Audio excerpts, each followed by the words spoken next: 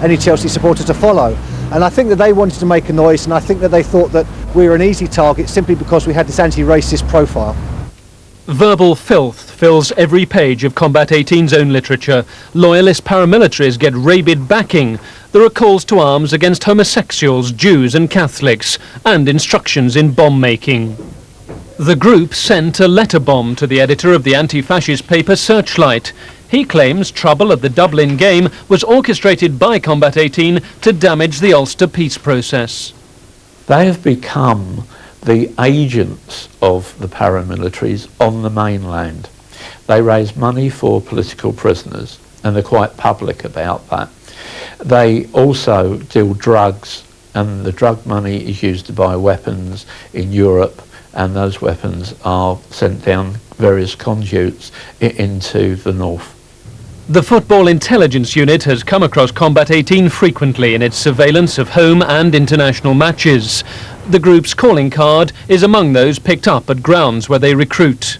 The first and eighth letters of the alphabet are A and H, Adolf Hitler's initials. The right-wing extremists in Dublin didn't come together accidentally. Detectives here know that. But tracing the tentacles of a group like Combat 18 is hard enough. Severing them, quite another thing. Left-wing opponents filmed Combat 18 members on parade at a loyalist rally. There are Nazi salutes, chants of Sieg Heil and death to the Pope. Left and right often clash at and around football matches, seizing trophies like this flag from the other side. We have a C18 flag which we came across at a demonstration. Combat 18 at the top, and emblazoned across the middle, the British National Party. BNP activists helped to found Combat 18 as a strong-arm splinter group.